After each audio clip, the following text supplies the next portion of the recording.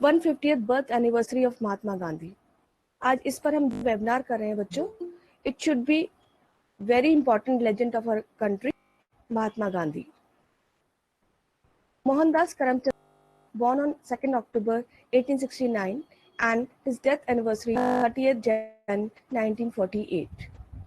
महात्मा गांधी जी ने हमारे देश को जो बलिदान दिया है और उनके जो दो महत्वपूर्ण प्रिंसिपल थे वो था ट्रूथ एंड नॉन वायलेंस, सत्य और अहिंसा।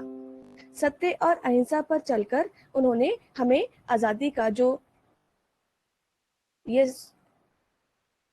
मंच दिखाया है वो केवल महात्मा गांधी जी के वजह से ही हुआ है।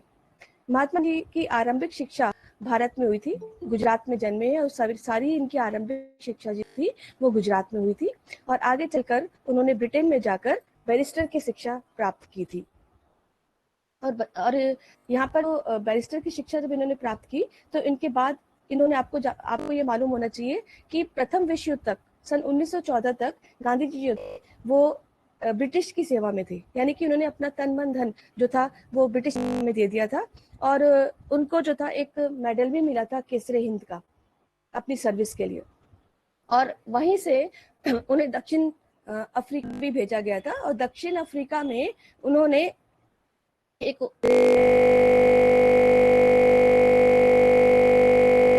रेशियल डिस्क्रिमिनेशन, व्हाइट और ब्लैक लोगों के बीच में बहुत अधिक डिस्क्रिमिनेशन हो रखा है और ये जो डिस्क्रिमिनेशन था उनको ये लगा कि ही हिमसेल्फ वो उसमें कूद पड़े and Gandhi ji was arrested. और वो प्लेस थी साउथ अफ्रीका में और वॉलकर वो जगह थी 6 नवंबर 1913 में उन्होंने इंडियन वर्कर्स के साथ जो था वो वहां पे मार्च किया। Then Gandhi ji suddenly realise कि ये सब चीजें तो हमारे भारत में भी हो रही होंगी, so he decided to come back in India in 1915। he come back to India and started the जहाँ पे जब वो इंडिया पे आए वापस तो 1915 जब वो वहां पे वापस आए तो उन्होंने जो गुरु थे वहां पे स्पिरिचुअल गुरु थे वो थे गोपाल कृष्ण गोखले। गोपाल कृष्ण गोखले के संपर्क में आए तो उनके अंदर नेशनलिज्म की फीलिंग जो थी बच्चों जागृत होने लगी थी और जो ये नेशनलिज्म की फीलिंग जब जागृत हुई तो उन्होंने पहले सर्वप्रथम जो थे सत्याग्रह आंदोलन चलाए थे, जो व्यक्तिगत थे, इंडिविजुअल थे, उन्होंने इंडिविजुअली बीड़ा उठाया और सन 1916 में उनका पहला सत्याग्रह आंदोलन चला चंपारण में। चंपारण में उन्होंने उन नीलों के प्रति संवेदना जाहिर की जिनको जबरदस्ती उनको उस नील की खेती में काम करना पड़ता था जहां पर अंग्रेजों के बागान थे।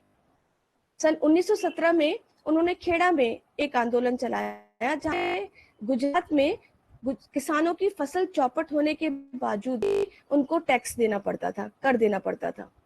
और 1918 में वो अहमदाबाद गए और जब अहमदाबाद पहुंचे तो उन्होंने देखा कि जो मिल मजदूर के जो सूती वस्त्र उद्योग में जो मजदूर काम कर रहे थे उन्हें बहुत अधिक जो है श्रम करना पड़ता था।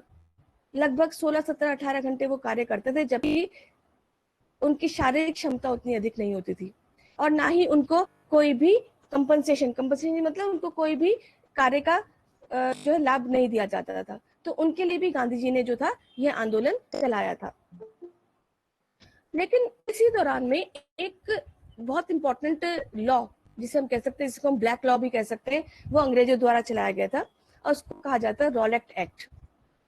रॉलेट एक्ट का मतलब था कि ब्रिटिशर्स ने इंडिया की पॉलिटिकल एक्टिविटीज पर इनमरस पावर थी उनके पास, तो उन्होंने इंडिया की पॉलिटिकल पार्टीज को सप्रेस करने की कोशिश की और इसमें without any trial, without any cause the Indian prisoners they were tried for 2 years, यानी कि जो भारतीय जो प्रिजनर्स थे उनको 2 साल के लिए जेल में डाल दिया जाता था। और इस रॉलेट एक्ट के कारण पूरे भारत में एक तरह से आक्रोश पैदा हो गया था अंग्रेजों के खिलाफ में और सभी रॉलेट एक्ट का विरोध। नेचुरली इंडियंस क्यों उसको पसंद करेंगे, क्योंकि इनकी राजनीतिक गतिविधि पर तो प्रतिबंध लगाए थे अंग्रेजी सरकार ने इस काले बिल को लाकर। तो इस सिलसिले में कुछ लोग बड़ी ही शांतिपूर्ण वर्ग से, यहाँ आप देख रहे हो कि स्लाइड में यहाँ पे एक जलियांवाला बाग दिखाया गया है और जलियांवाला बाग में कुछ लोग जो थे बड़ी शांतिपूर्ण तरीके से, बड़ी पीसफुली असेंबल थे इस जगह पे, और जो था, लेकिन अब वो असेंबल क्यों थे? क्योंकि पंजाब के दो नेता डॉक्टर सत्यपाल और डॉक्टर किचलू को गिरफ्तार कर लिया गया था। इसके अंतर्गत बच्चों, रॉलेक्ट एक्ट के अंतर्गत। तो रॉलेक्ट एक्ट के अंतर्गत जब उनको गिरफ्तार किया गया तो अपने उन नेताओं की रिहाई के लिए ये लोग जलियांवाला बाग में बैठे हुए थे। और आप जानते हैं कि वहां पे जो रॉलेट एक्ट है ना, बहुत से बच्चों ने इसको देखा हुआ भी होगा, इस जलियांवाला बाग को। तो एक बहुत ही कम नैरो स्पेस है एक ही जगह अंदर जाने के लिए, उसमें एग्जिट करने के लिए। तो उस समय ये जलियांवाला बाग का जो बीड़ा था, उसको दबाने का जो बीड़ा था, उसको दिया गया था जनरल ओ डायर को। तो जनरल ओ डायर थे, उन्होंने क्या किया, उन्होंने उस जलियांवाला बाग को घेर लिया और उस नैरो स्पेस को भी घेर लिया जहां से वो आ जा सकते थे। और जो बेचारे शांतिपूर्ण तरीके से, नियत तरीके से जो लोग वहां बैठे हुए थे, उन पे गोलीबारी कर दी गई। और जब गोलीबारी की गई तो लोग उसमें मारे गए। और एक वहां पे सूखा कुआं था, तो लोग अपनी जान बचाने के लिए उसमें कूदने लगे थे, as there was no other way for them, है ना, उनके लिए कोई और जगह, कोई अल्टरनेटिव ही नहीं था। तो लोग उस कुएं में कूदने लगे। असंख्य लोग मारे गए। 2000, near about 2000 people were killed, many people were wounded in this Jallianwala Bagh. और जो था, इसके बाद जो था पूरे पंजाब में मार्शल लॉ लगा दिया गया। तो ये एक ऐसी घटना थी जिसके कारण गांधी जी और अधिक उनको ये एहसास हुआ कि भाई मैं केवल ट्रुथ और सत्य के सहारे से या व्यक्तिगत आंदोलन चला के पूरे ब्रिटिश इंडिया को नहीं हिला सकता हूँ। और इसी दौरान में गांधी जी ने जो था फायदा उठाया कि भारतीय मुसलमान भी अंग्रेजों के खिलाफ हो गए। जब उन्होंने, भारतीय मुसलमानों ने भारत में खिलाफत आंदोलन चला दिया था 1919 में। जब फर्स्ट वर्ल्ड वॉर खत्म हुआ तो जो मुसलमानों के जो ऑटोमन टर्की के सुल्तान थे, उन्हें अदपस्त यानी गद्दी से हटा दिया गया। और भारतीय मुसलमानों को लगा कि भाई ये तो हमारे खलीफा हैं, हमारे रिलीजियस लीडर हैं, उनको गद्दी से हटा दिया गया है अंग्रेजों ने। तो उन्होंने भी अपना बीड़ा उठाया इसके खिलाफ, अंग्रेजों के खिलाफ। अब भारत में जो मुसलमान थे, और वो थे मोहम्मद अली और शौकत अली, दो भाई थे जिन्होंने इस आंदोलन का बीड़ा उठाया और वो गांधी जी से डिस्कस किया उन्होंने और अपने आप को यूनाइट कर लिया। और इस समय पहली बार हिंदू और मुस्लिम यूनिटी जो थी वो एक हुई थी। और गांधी जी ने पूरे देश में आह्वान कर दिया कि भाई हम, ये देखो, दिस वाज अ प्लेस जहां पर ये एरिया जो आपको दिखाई दे रहा है, ये red area, it was captured by the Britishers. तो गांधी जी को ये एहसास हुआ कि why not to start the non cooperation movement against the Britishers. तो उन्होंने असहयोग आंदोलन की शुरुआत की गांधी जी ने।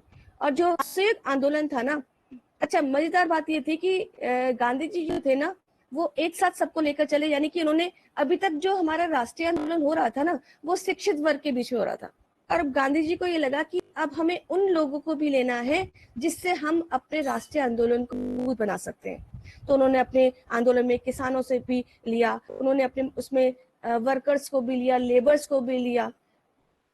केवल अब जो था राष्ट्रीय आंदोलन, वो केवल शिक्षित वर्ग में सीमित नहीं रह गया, बल्कि पढ़े लिखे वर्गों में भी यह आंदोलन फैलने लगा था। और अब गांधी जी को लगा, why not non cooperation movement. So Gandhi ji declared against the British rule the non cooperation movement, असहयोग आंदोलन। हमें कदापि भी अंग्रेजों का सहयोग नहीं करना है। और बाइकॉट का उठा लिया। उन्होंने कहा कि जितनी भी सिविल सर्विसेज हैं, जितनी भी आर्मी है, जितनी भी पुलिस है, कोर्ट्स हैं, स्कूल्स हैं, फॉरेन गुड्स हैं, इन सब का परित्याग कर दो। और इस परित्याग से क्या होगा कि इससे हम आसानी से अंग्रेजों को हिला सकते हैं। तो कांग्रेस में जो था नवंबर 1920 में जो था बाइकआउट कर दिया गया। और दिसंबर 1920 में बहुत सारे कांग्रेस के जो प्रोग्राम्स थे, कांग्रेस ने नॉन कॉपरेशन प्रोग्राम को अडॉप्ट कर लिया था। और लोगों ने अपनी परित्यागिता यानी कि अपने उपाधि त्यागनी शुरू कर दी थी। जैसे जो हमारे रविन्द्रनाथ टैगोर जी हैं, उनको अंग्रेजों द्वारा नाइट उपाधि दी गई थी, उन्होंने उस उपाधि को त्याग दिया था। यहाँ तक कि इन ब्रिटिश मेड जो क्लोथ थे जो इंडिया में आते थे, आपको सबको मालूम है, ये मैं आपको पढ़ा भी चुकी हूँ कि इंडिया में जो क्लोथ्स आते थे ब्रिटिश मेड होते थे, है ना। तो उस फॉरेन क्लोथ्स की होली जला दी गई। और गांधी जी ने, आप देख रहे हो पिक्चर में भी देख रहे हो कि चरखे को उन्होंने महत्व दिया और कहा कि तुम खुद स्वयं खादी वस्त्र जो थे उसको उत्पादित करो। तो खादी वस्त्रों का उत्पादन इंडिया के लिए बहुत अधिक महत्वपूर्ण हो गया था। फॉरेन गुड्स जो थे वो जलाए, लीकवर्ड जो शॉप्स थी उसको पिक किया था, फॉरेन क्लोथ जो थे वो उसको बर्न कर दिया, शुरू कर दिया था।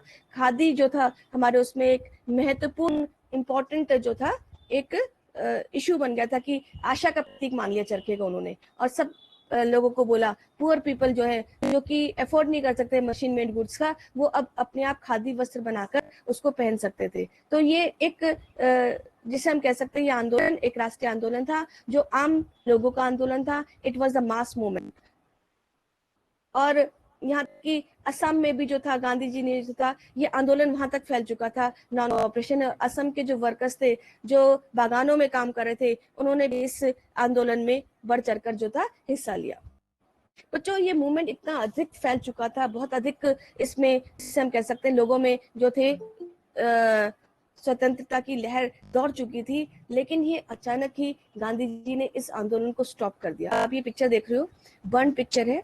यहाँ पर चौरी चौरा एक कांड हुआ और इस चौरी चौरा कांड में 22 पुलिस कर्मियों को और एक पुलिस स्टेशन को भारतीयों द्वारा जिंदा जला दिया गया था। यानी कि वो 22 पुलिसकर्मी मर गए और वो पुलिस स्टेशन जला दिया गया था। इसके कारण, लेकिन पीछे कारण भी था कि किसानों का एक जुलूस, निहत्था जुलूस जा रहा था और अंग्रेजों ने क्रोधित होकर उस जुलूस को पर गोलीबारी कर दी थी और कई किसान जो थे उसमें मारे गए थे। तो जो भारतीय थे उनको भी गुस्सा आ गया, नेचुरल है, कभी ना कभी तो गुस्सा आएगा ना। तो उन्होंने क्या किया, उन्होंने उस एक पुलिस स्टेशन को जला दिया, इसमें कि 22 पुलिसकर्मी जो जिंदा थे वो उसमें जल गए थे। अब क्या हुआ, अब जैसे कि मैंने शुरू में आपको बताया है कि गांधी जी जो थे ट्रुथ और नॉन वायलेंस को लेकर चल रहे थे। जब उन्हें ये समाचार मिला कि भाई चौरी चौरा में हिंसात्मक घटना हो गई है, तो he decided to withdraw the movement. उन्होंने तुरंत कहा कि मैं इस मूवमेंट को वापस लेता हूँ। और ये जो मूवमेंट था, चौरी चौरा का जो मूवमेंट था, वॉलेंटली टर्न हो गया था, हिंसात्मक हो गया था। तो what Gandhi ji decided, he decided to take back this movement, यानी कि सिविल डिसोबीडियंस, सॉरी, जो नॉन कॉपरेशन मूवमेंट है उन्होंने उसको वापस ले लिया। और हुआ ये, नॉन कॉपरेशन मूवमेंट जैसे ही उन्होंने वापस लिया तो ब्रिटिशर्स ने इसका फायदा उठाया and they arrested Gandhi for 6 years, 6 साल के लिए जो था उनको जेल में डाल दिया गया था। तो बहुत सारी ऐसी घटनाएं होती रही जिसके कारण जो थे गांधी जी जो थे उन्होंने इस मूवमेंट को वापस लिया। 1923 में भारत में स्वराज पार्टी का गठन हुआ, जिसमें CR दास और मोतीलाल नेहरू जी ने इसमें पार्टिसिपेट किया। और इनका मेन मकसद था कि हम इलेक्शन में भाग लेंगे और अंदर से अंग्रेजी सरकार को तोड़ने का प्रयास करेंगे। ये सरकार लगभग 1927 तक चली बच्चों, 1923 से 1927 तक चली। लेकिन भारत की राजनीतिक जो स्थिति थी वो उनसे संभल नहीं पाई थी और अंग्रेजों ने डिसाइड किया, ब्रिटिशर्स ने डिसाइड किया कि एक हम कमीशन इंडिया में भेजेंगे, and that commission was Simon commission. जो साइमन कमीशन था, इसमें जो उन्होंने नारा दिया, एंड दैट वाज एक्चुअली जो कमीशन था इसका इंडियंस ने विरोध किया। 1928 में जब इनका जो एरोप्लेन हेलीकॉप्टर जब लैंड किया इंडिया में, तो इंडियंस ने उनको काले झंडे दिखाए। उसका मेन रीजन था कि भाई जो कमीशन इंडिया के रिफॉर्म्स के लिए, सुधारने के लिए आया है, उसमें कोई भी भारतीय नहीं लिया गया है, किसी भी भारतीय को शामिल ही नहीं किया है। जो इंडियंस थे उन्होंने इसका बाइकआउट कर दिया और उन्होंने कहा साइमन गो बैक, ठीक है। और इसमें जो था all parties, even Congress and the Muslim leagues, they all were included in it, सारे के सारे इसमें शामिल हो गए थे। और जो था इस समय जो था इरविन जो थे उन्होंने घोषणा की फर्स्ट राउंड टेबल कॉन्फ्रेंस थी इसी दौरान में, लेकिन कोई भी उसमें नहीं गया क्योंकि वो क्रोधित थे किसके आने से, साइमन कमीशन के आने से। अब गांधी जी जो थे बीमारी होने के कारण अस्वस्थ हो गए थे, तो उन्हें तुरंत ही जेल से रिहा कर दिया गया था। और जैसे ही गांधी जी जेल से वापस आए तो उन्होंने एक नए आंदोलन की मांग की और एक नया आंदोलन चलाया गया और उस आंदोलन का नाम था बच्चों सिविल डिसोबीडियंट मूवमेंट, नागरिक सविनय अवज्ञा आंदोलन। आपको पता है कि इस आंदोलन की घोषणा कब की गई थी? इस आंदोलन की घोषणा की गई थी कांग्रेस सेशन में, अधिवेशन में 1929 में, जब पंडित जवाहरलाल नेहरू कांग्रेस के पहले अपने पिता के बाद अध्यक्ष बने थे और रावी नदी के किनारे उन्होंने प्रतिज्ञा ली थी, कंप्लीट डिमांड ऑफ इंडिपेंडेंस, पूर्ण स्वराज की मांग। और इस पूर्ण स्वराज की मांग में ही उन्होंने घोषणा कर दी भारत में सविनय अवज्ञा आंदोलन की, जो गांधी जी की अध्यक्षता में चलेगा। तो गांधी जी ने इस सिविल डिसोबीडियंट मूवमेंट में, नागरिक सविनय अवज्ञा आंदोलन में साल्ट मार्च, नमक आंदोलन की घोषणा की। और इस नमक आंदोलन में आप देखो, पिक्चर में देख सकते हो कि गुजरात में अहमदाबाद से ये शुरू हुआ है, ठीक है, और अहमदाबाद से सूरत पहुंचे, सूरत से वो दांडी पहुंचे। ये रूट है आपका 1 2 3 4, इस मैप में भी आप देख सकते हो, ठीक है। और ये जो आंदोलन था, ये गांधी जी ने क्यों शुरू किया, ये कैंपेन क्यों शुरू किया, कि इस आंदोलन को शुरू करने की वजह थी कि भारतीय जो थे इस नमक को बनाते थे, जो नमक जो था हर भारतीय मूल का बहुत ही अहम जरूरी आर्टिकल था, उस पर भी भारतीयों को कर देना पड़ता था। बना भारतीय हैं और टैक्स कौन लगा रहे हैं? अंग्रेज लगा रहे हैं। तो गांधी जी ने इसका विरोध किया। और अब इस दांडी मार्च में गांधी जी अपने 78 वॉलंटियर्स के साथ, जब शुरू में इन्होंने ये आंदोलन शुरू किया था, आप ये देख रहे हैं इन पिक्चर्स को भी आप देख रहे हो कि ये आंदोलन जो था गांधी जी के द्वारा शुरू किया गया। तो स्टार्टिंग में जब ये आंदोलन शुरू किया तो मात्र 78 वॉलंटियर्स आप अभी जानते हो, केवीज में बच्चे हैं तो आप लोग जानते हो कि जो अपनी इच्छा से जब काम करते हैं, तो केवल 78 अनुयायी ही इसमें शामिल हुए थे, ठीक है। और अपने साबरमती आश्रम से गांधी जी ने आंदोलन शुरू किया, जो था नंगे पैर इनको चलना था, 240 मील इनको चलना था, और कहाँ पहुंचना था? दांडी पहुंचना था, ठीक है। The volunteers walk for 24 days about 10 miles a day. एक दिन में वो 10 मील चलते थे, इतनी लंबी यात्रा उनको पद यात्रा करनी थी। अब देखो हैरानी की बात थी, 78 डेलीगेट्स थे, 78 वॉलंटियर्स थे, और जब गांधी जी जहां जहां रुकते थे लोग उनके साथ हो लेते थे। लगभग हजारों की संख्या में लोग हो गए जब जहां वो पहुंचे। और 30 अप्रैल को जब गांधी जी पहुंचे दांडी में, तो उन्होंने वो सेरेमनी परफॉर्म की। और सेरेमनी क्या थी? उन्होंने नमक कानून को तोड़ डाला था। नमक कानून उन्होंने, आपने पिक्चर में भी देखा, अभी आप पिक्चर में यहाँ देख रहे हैं कि उन्होंने इस दांडी में जो वो पहुंचे थे, 4th प्लेस आप दिखाई दे रही होगी, इस जगह पहुंचकर गांधी ने जो था नमक कानून को तोड़ डाला था। और नमक कानून तोड़ने से जो था गांधी जी ने एक विरोध प्रकट किया अंग्रेजों के खिलाफ, है ना। This is a difference between non cooperation movement and civil disobedient movement. Non cooperation movement था, उन्होंने सिर्फ बाइकआउट किया था, बहिष्कार किया था कि भाई हम स्कूल नहीं जाएंगे बच्चे, या वकील वकालत नहीं करेंगे, या हम इलेक्शन नहीं लड़ेंगे, या हम विदेशी वस्त्रों का बहिष्कार बहिष्कार करेंगे, बहिष्कार वर्ड आया था। लेकिन यहाँ पर क्या हुआ? यहाँ पर गांधी जी ने एक इंपॉर्टेंट स्टेप उठाया। अब वो इंपॉर्टेंट स्टेप क्या था? टू वॉयलेट द लॉ, कानून तोड़ देना है हमें। और उन्होंने कानून कैसे तोड़ा? जब उन्होंने स्वयं नमक बनाया और भारतीयों को कहा कि तुम भी स्वयं नमक बनाओगे और इस पर हम टैक्स नहीं देंगे, हम कर नहीं देंगे। तो ये जो गांधी जी का लहर थी नॉन पेमेंट ऑफ टैक्स की और कानून को तोड़ना, वो संपूर्ण भारत में फैल गई। और इस तरह से जो गांधी जी जो थे, उन्होंने thousand of different part of the country they broke the law, उन्होंने कानून तोड़ना शुरू कर दिया। तो जहां पहले कानून जो था वो बहिष्कार कर रहे थे, तो वहीं अब कानून को क्या किया जाने लगा? तोड़ा जाने लगा। और कई जो थी शराब की दुकानें भी जो थी, तो वो विदेशी शराब की दुकानें, उनको तोड़ दिया गया था। इस तरह से जो था बहुत सारे जो थे इस आंदोलन में। लेकिन इसी दौरान में जो था इरविन को ये लगा, उस समय इरविन जो थे वो कौन थे? इरविन जो थे गवर्नर जनरल थे, उन्होंने वॉइसरॉय थे, तो उन्होंने गांधी जी से एक समझौता कर लिया और कहा कि भाई तुम अपने इस नॉन कॉपरेशन मूवमेंट को स्टॉप कर दो और मैं तुम्हारे जितने भी नेता गिरफ्तार हुए हैं उनको मैं रिहा कर दूंगा। And ultimately Gandhi ji stop this movement and he went to where London चले गए। वो किसमें शामिल होने के लिए? सेकेंड राउंड टेबल कॉन्फ्रेंस में शामिल होने के लिए। अब आपके दिमाग में आना चाहिए कि जो फर्स्ट राउंड टेबल कॉन्फ्रेंस थी उसमें इंडियंस ने बाइकआउट किया था। बाइकआउट क्यों किया था? क्योंकि साइमन कमीशन आ गए थे और साइमन कमीशन इंडिया के फेवर में नहीं थे, तो कोई भी पार्टी राउंड टेबल कॉन्फ्रेंस में हिस्सा लेने नहीं की थी। तो ब्रिटिशर्स क्या चाहती करते थे कि इंडियंस की पॉलिटिकल एक्टिविटीज को रोकने के लिए इस तरह की कॉन्फ्रेंसेस वो करा देते थे।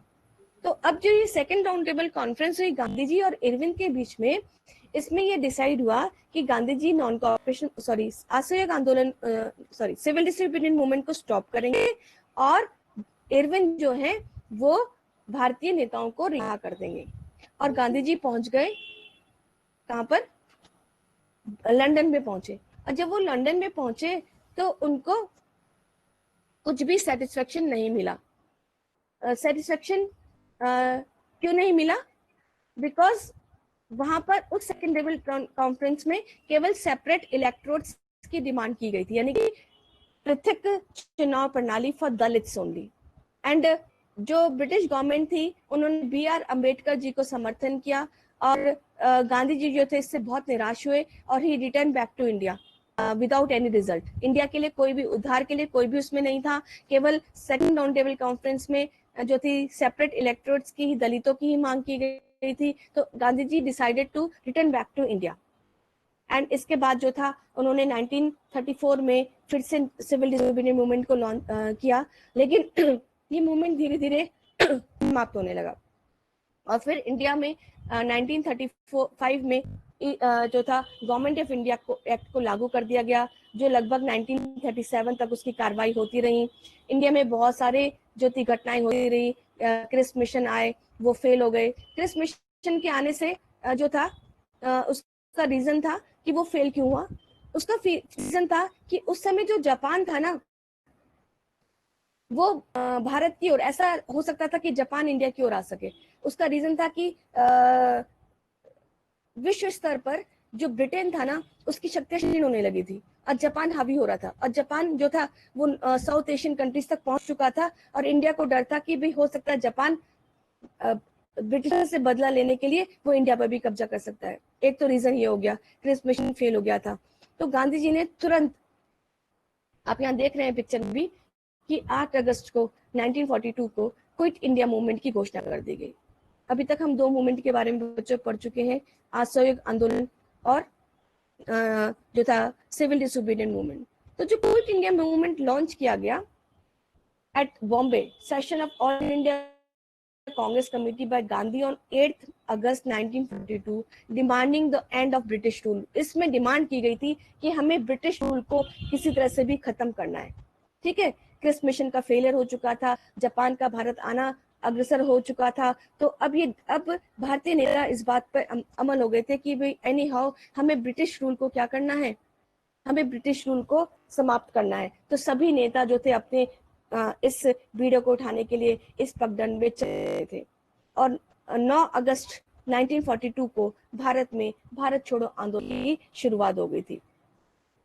बच्चों, भारत छोड़ो आंदोलन में सरकार ने एक चालाकी करी, पर आप जानते हैं कि वो किसी ना तरीके से हर तरीके अपनाए इन्होंने एक्टिविटीज को दबाने के लिए, सप्रेस करने के लिए। तो उन्होंने इस एक बहुत इंपॉर्टेंट स्टेप लिया। अब वो इंपॉर्टेंट स्टेप था कि सभी राजनेताओं को गिरफ्तार कर लिया गया तुरंत ही। जैसे ही 9 अगस्त 1942 को यह आंदोलन की घोषणा की गई गया और गांधी को जेल में डाल दिया गया था। पूना के आगा खान पैलेस में उनको जेल में डाल दिया गया। और जो थे बहुत अन्य नेता, राजनारायण जी भी इनके साथ थे, अन्य नेताओं को भी, बहुत सारे नेताओं को गिरफ्तार कर लिया गया था। क्योंकि कांग्रेस चाहती, जो ब्रिटिश को ये बात मालूम थी कि भाई हम विश्व स्तर पे कमजोर होते जा रहे हैं और अगर हम भारत में भी कमजोर हो तो भारत भी हमारे हाथों से निकल जाएगा। तो उन्होंने क्या किया, जो ये मूवमेंट था इसको सप्रेस करने के लिए सर्वप्रथम सभी पॉलिटिकल लीडर्स को क्या कर लिया, कब्जे में कर लिया। अब मूवमेंट वाज विदाउट लीडर्स, है ना। तो अब गांधी जी को समझ में आ चुका था कि हमें इन ब्रिटिशर्स को अगर चुनौती देनी है तो कोई इंपॉर्टेंट, कोई बहुत ही पूर्ण सिद्धांत को अपनाना पड़ेगा। तो इन्होंने जेल में रहकर ये पत्र वगैरह प्रकाशित करते थे, पत्र लिखते थे, उन पत्रों के माध्यम से अपनी आवाज लोगों तक पहुंचाई और कहा करो या मरो, अब तुम्हें करना है या मरना है और देश के लिए लड़ना है। और वहां उन्होंने नारा दिया करो या मरो, क्विट इंडिया। क्विट का मतलब ये ना कि भारत छोड़ो, अंग्रेजों भारत छोड़ो, ऐसे नारे पूरे देश भर में गूंजने लगे। ठीक है, और ये जो था ये बहुत ही महत्वपूर्ण क्यों था? क्योंकि 42 में शुरू हुआ था और लगभग इसके 5 साल बाद भारत को आजादी मिली थी। ठीक है, तो ये जो आंदोलन था वो इंडिया के लिए बहुत इंपॉर्टेंट हो गया था। यू कैन सी कि इस क्विट इंडिया मूवमेंट के इफेक्ट्स क्या पड़े। इफेक्ट्स करे कि with in 5 years nationalism very fast in India, यानी कि भारत में राष्ट्रीय आंदोलन बहुत तेजी से बढ़ने लगा, बहुत अधिक तेज हो गया। और लास्टली थक हार कर ब्रिटिशर्स को इंडिया को आजादी देनी पड़ी थी। लेकिन बच्चों को पता है कि 42 से लेकर 47 में इंडिया में बहुत मारकाट हो गई, क्योंकि आपको पता है कि ब्रिटिशर्स ने हमेशा इंडिया में डिवाइड पॉलिसीज को खेला है। उन्होंने कभी भी ये नहीं चाहा कि कांग्रेस और मुस्लिम मिलकर काम करें। और उनकी जो चाल थी ना ब्रिटिशर्स की, वो क्या थी? अंग्रेजों को एक साइड कर दो, कांग्रेस को एक साइड कर दो और मुस्लिम लीग को साथ ले लो। तो उन्होंने हमेशा डिवाइड एंड रूल को फॉलो किया। और जो डिवाइड एंड रूल की जो पॉलिसी थी उसका अल्टीमेट रिजल्ट क्या निकला? उसका अल्टीमेट रिजल्ट निकला था बच्चों कि इंडिया का पार्टीशन, भारत का। और जून 3, 1947 को माउंटबेटन प्लान के अंतर्गत घोषणा कर दी गई थी कि India will be divided 2 parts, that is India and Pakistan. ठीक है, और पहले जो था मोहम्मद अली जिन्ना जी जो थे, उन्होंने इंडिया में डायरेक्ट सेंशन डे भी शुरू किया था 1946 में। और इस डायरेक्ट एक्शन में मारकाट हो गई थी बहुत अधिक, बहुत ज्यादा रॉयट्स हो गए थे। अब तो ब्रिटिशर्स भी संभाल नहीं पा रहे थे। और 1945 में सेकेंड वॉर खत्म हो गया था और ब्रिटिशर्स की पावर्स भी खत्म हो गई थी। और आपको मालूम होना चाहिए बच्चों कि 2 powers, that is France and जो ब्रिटेन था, इसकी पावर खत्म, क्षीण होने लगी और 2 पावर राइज अप हो गई। One was USSR and another was USA. तो 2 ब्लॉक पावर्स बन चुके थे। और इसी दौरान में 1945 के बाद इंडिया आजाद की ओर जा रहा था। ठीक है, और आप यहाँ देख सकते हो कि ग्रीन का जो एरिया है इट इज ऑफ पाकिस्तान। और ईस्ट पाकिस्तान जो आज बांग्लादेश है वो भी पाकिस्तान का हिस्सा था। और जो आपको ग्रे वाला दिखाई दे रहा है वो भारतीय रियासत है, जो आजादी के बाद अभी कहीं भी नहीं मिली थी, जिसमें कश्मीर आप देख रहे हो कि उसका मुद्दा अभी भी चल रहा था जो अब सॉल्व हुआ है। और इधर हैदराबाद देख रहे हो आप, है ना। और इधर आप यहाँ पे देख रहे हो कि अब पाकिस्तान में भी कुछ हिस्सा है जो कि रियासतें थी जो भारत में नहीं मिली थी। और इन रियासतों को मिलाने का काम आगे चलकर हमारे होम मिनिस्टर जी ने किया था, और वो कौन थे? सरदार वल्लभ भाई पटेल जी, है ना। तो गांधी जी के इस अहम भूमिका को, इस भारतीय राष्ट्रीय आंदोलन को हम कदापि नहीं भुला सकते हैं बच्चों। और आप यहाँ देख सकते हो इंडिया को आजादी मिली 15 अगस्त 1947 में। और यहाँ पर आप देखा था जहाँ पे गांधी जी का असैसिनेशन हुआ था। गांधी जी गए था 30 जनवरी 1948 में, जब नाथूराम गौडसे जी ने उनको गोली मार दी थी इस स्थान पर। ये आप स्थान देख रहे हैं, गांधी जी यहाँ जा रहे थे और वहां पे उनको गोली जो थी वो मार दी गई थी। और ये आप देख रहे हो उनका राजघाट जहाँ पे हे राम, क्योंकि उनके मरते समय अंतिम शब्द उनके मुंह से हे राम लिखे थे। तो ये हे राम था वो उनके द्वारा जो था चलाया गया था, उनको जो था उनके उसमें एनग्रेव किया गया उनके में। अब जब जो है आज हम वर्तमान में जो है वर्ष सेलिब्रेट करते हैं बच्चों, और उसी अंतर्गत 2 अक्टूबर को हमने स्वच्छता का भी अभियान चलाया। तो आज हम पूरे भारत में गांधी जी को अमल कर रहे हैं और एक कदम हम स्वच्छता की ओर भी लेकर चल रहे हैं। और यहाँ पर आप देख सकते हैं गांधी जी ने जो हमें बोला, be the change you wish to see the in the world, be the change you wish to see in the world. तो यहाँ पर बच्चों मेरा ये वेबिनार समाप्त होता है। धन्यवाद आप सभी का।